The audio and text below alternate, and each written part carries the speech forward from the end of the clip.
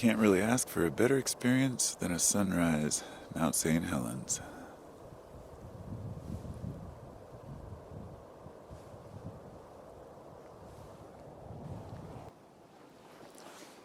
This beautiful reflection off of the lake, of the sunshine. I was wondering if I'd be able to capture an angle of that. And I can, but I can't even look anywhere near it. That is the brightest damn thing I've ever seen. Between that and the sun itself, and then the reflection off the snow, damn, that's bright. I feel like I'm going to get a tan just standing here. But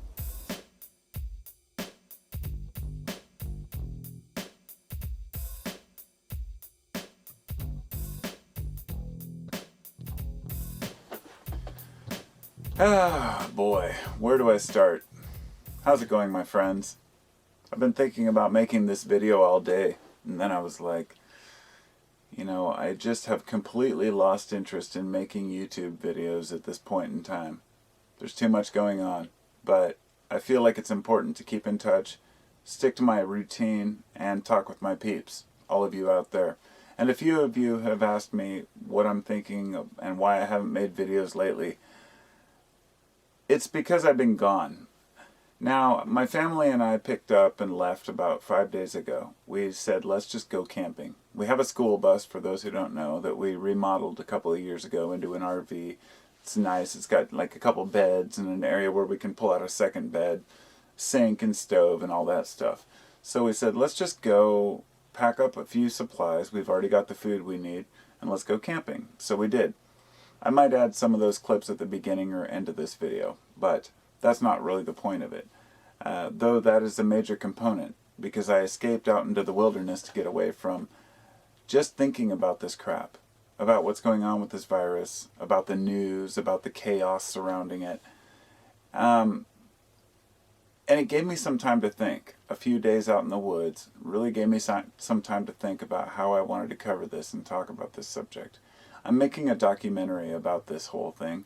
Of course, a lot of people are, but that requires a lot of documenting ideas.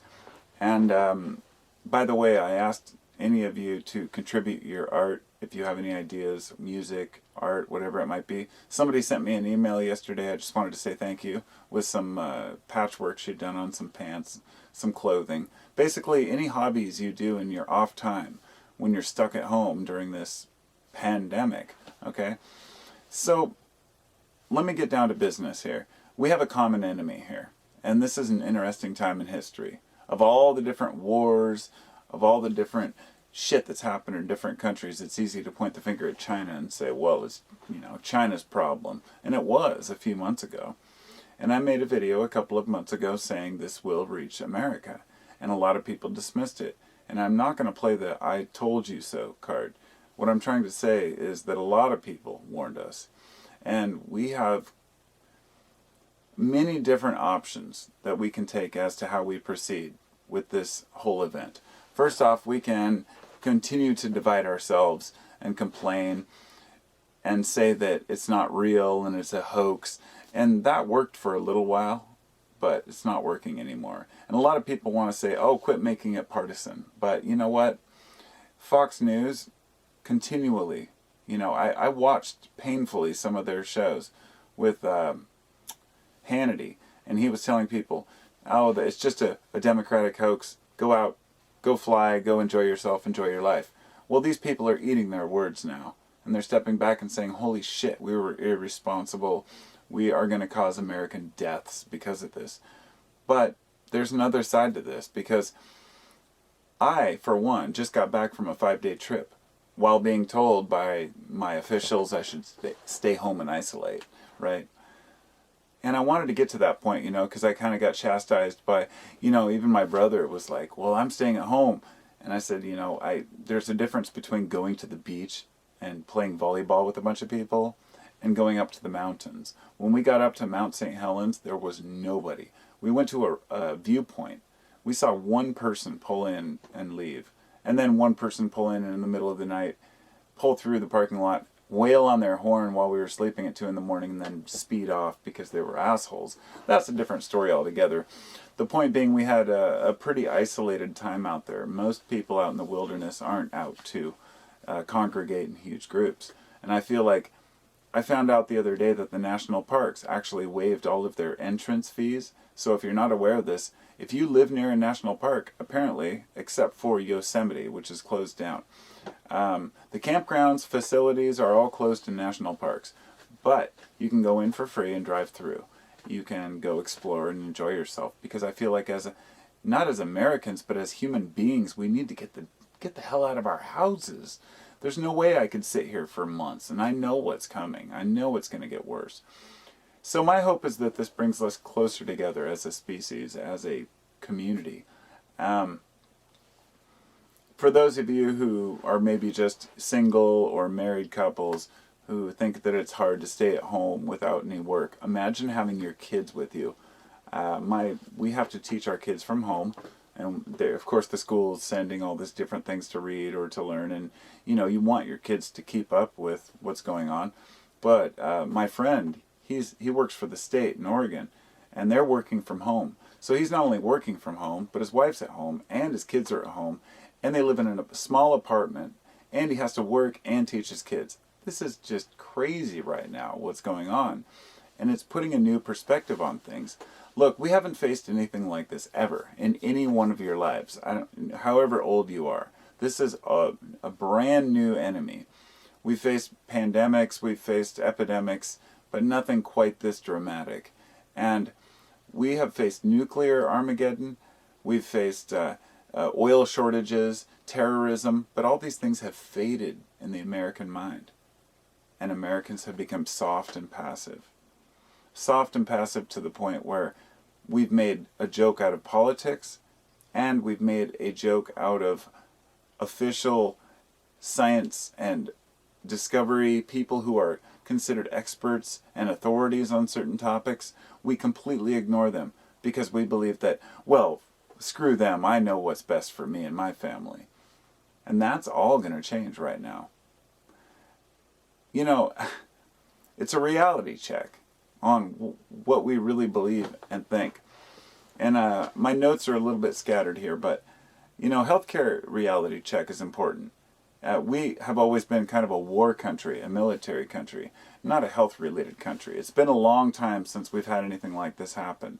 And in 1918, when the flu pandemic killed, I think, 5% of the world's population, it was between 50 and 100 million people. At a time when we had much less of a population, mind you. People came together because we were at a wartime.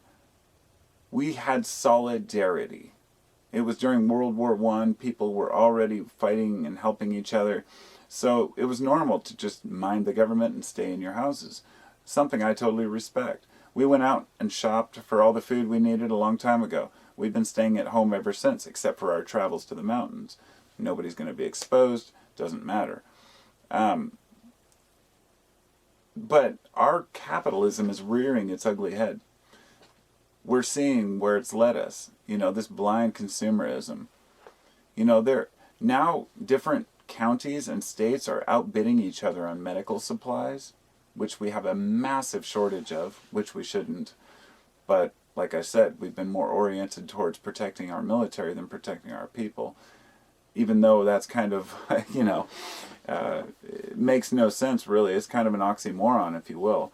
But the states that have the most money and the counties that have the most money are able to bid the most on these supplies. Therefore, of course, the people who have the most money will be able to have the best care, like it's always been. Regardless of how you feel about that, healthcare should be for all because it protects our whole nation, protects all people.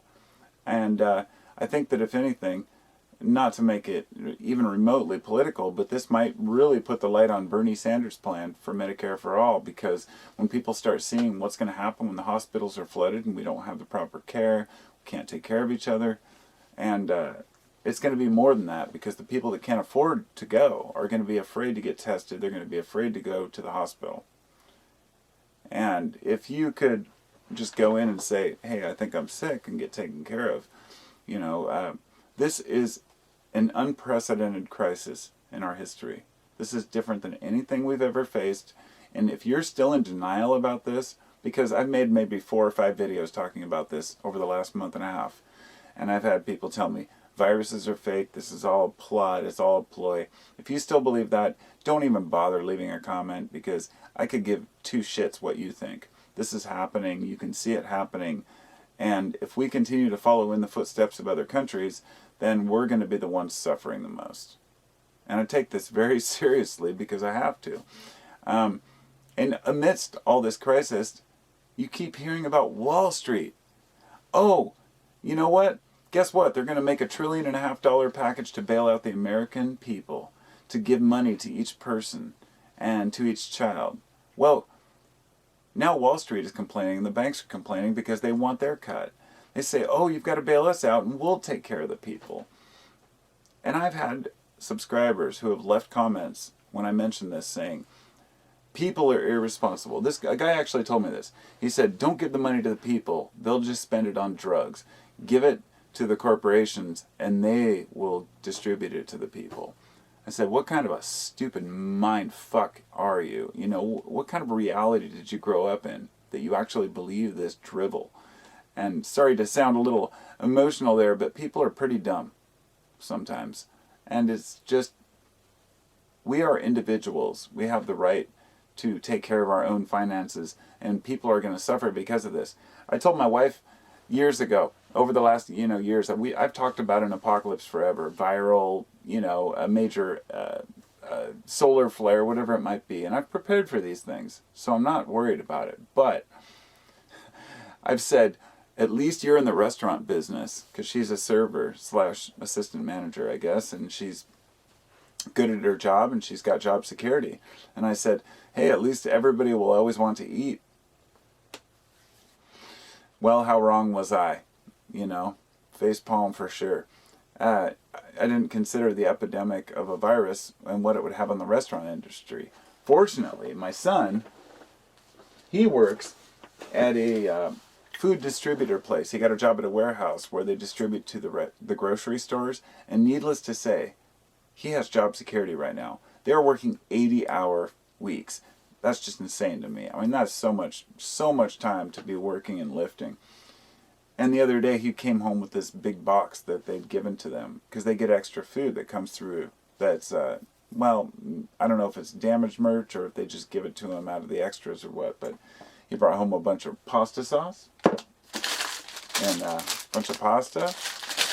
There's more in the box, but these are just samples. A big bag of rice and 4 rolls of toilet paper. I just found that humorous because when I saw it in the box, I was like, oh, they must have, broken it up and given all of them some. The whole toilet paper thing is hilarious. People stocked up on it because they saw it in China. My understanding is that in China, there was not necessarily a shortage of toilet paper, but rather deliveries. And the people who ran out of masks were told that you could use toilet paper to make masks. And so they would buy paper towels and toilet paper for that need. And then America saw that and everybody started buying TP and water. I went to the store and saw people loading up on water and I thought, what are you doing? I don't understand the mentality. Use your tap, There's just so much to talk about, and I really don't want to make this too long because I had a few solutions here or conclusions as to how this could end, but maybe I'll read it in a second video. For now, I just wanted to get across some basic points. It was Pascal said, all of humanity's problems stem from man's inability to sit quietly in a room alone. In other words, all of our problems are from not being able to just chill by ourselves. And it's so true. And this is going to give us a new opportunity as individuals to sit quietly, as couples, as families, to actually get to know each other, to not just be sending the kids off to soccer and wandering off and working super long hours, but really to understand the family unit. And we might come out of this, something amazing might come of it. It's not about any one person or group, but there's a few more things I wanted to mention, and one of them was, you know, Italy has had, when I left, I talked about this a couple weeks ago, they'd had like 5,000 confirmed cases. Now Italy, a couple weeks later, has 5,000 confirmed dead. The cases don't really matter. Because of the testing, it's difficult to know how many people have it. What we do know is it's a serious issue. Somebody brought something up to a video the other day, a comment on one of my videos. They mentioned chloroquine, and it's CHLOROQUINE, chloroquine, which is a compound that is used to treat malaria in South Africa, I believe.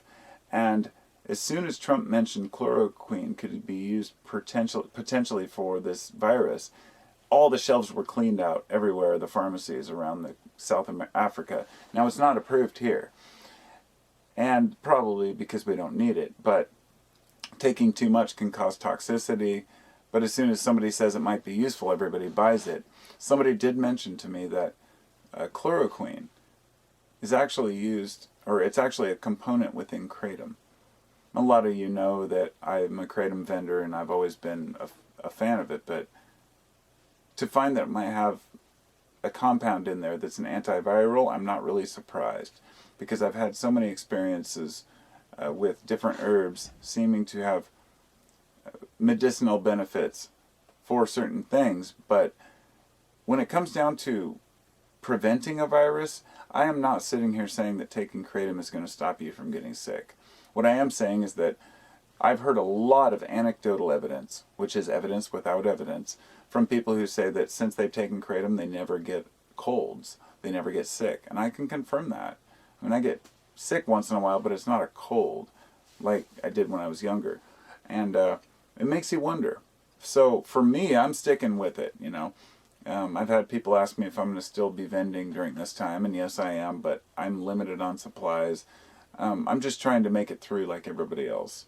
You know, I guess Italy had 800 deaths in one day.